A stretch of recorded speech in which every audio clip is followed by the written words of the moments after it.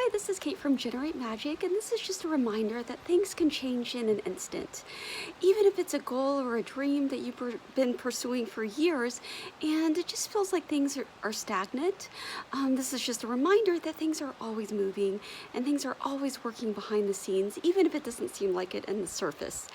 And I want to read a passage from a book. It's actually a fictional book, but I think it's just a very powerful reminder of this truth.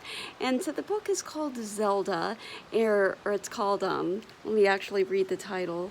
It's a novel of Zelda Fitzgerald, and it's actually about the wife of the writer F. Scott Fitzgerald, who is probably most famous for writing The Great Gatsby, and Zelda was pretty famous too in her own right. And so the book is actually, it's a fictional book. It's based on a true story, although obviously I'm sure they fictionalize a lot of it, and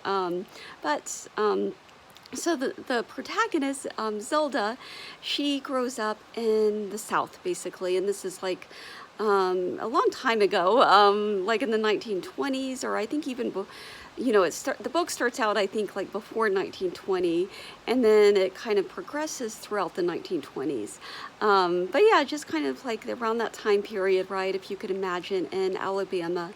And so she grows up just kind of being accustomed to this very kind of slow way of life, and just used to things kind of being a certain way.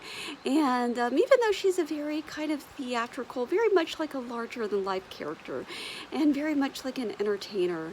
And so it's clear that she kind of has, that there's something big, right? That she's going to do something big with her life.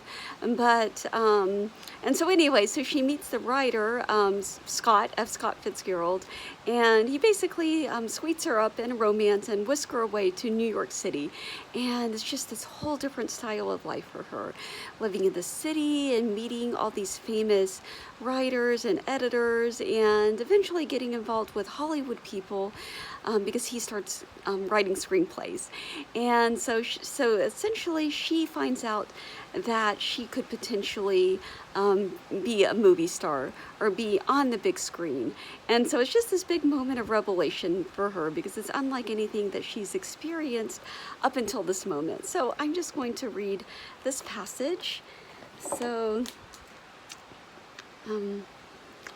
Mr. Griffith, and that's D.W. Griffith, the famous director and movie producer. So Mr. Griffith will pay me $10,000 if I can write a suitable scenario. While Scott stayed up all night sketching out ideas, I fell asleep to the happy thought that everything was possible, anything might happen, and circumstances could change with speed and drama no one in Montgomery would have ever believed. The Montgomery girl I was still on the inside kept wanting to stop and gape, to take in the wonder of the scene or events. The New York woman I was becoming, however, didn't have time for that girl. That girl was provincial and immature and frivolous. I was all too willing to leave her behind. And so that was the scene that I wanted to read to you.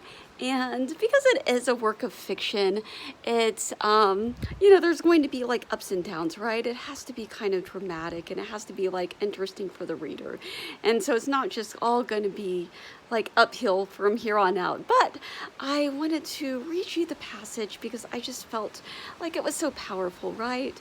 And it was just such a powerful representation, of how things can truly change in an instant, and you never know what's coming. And so just to always be open to that. And one mantra that I've been saying recently is, my life is unfolding in amazing ways. And so just really filling into that, and filling into the excitement and the giddiness of that. And so with that, thank you so much for watching, and have a wonderful day.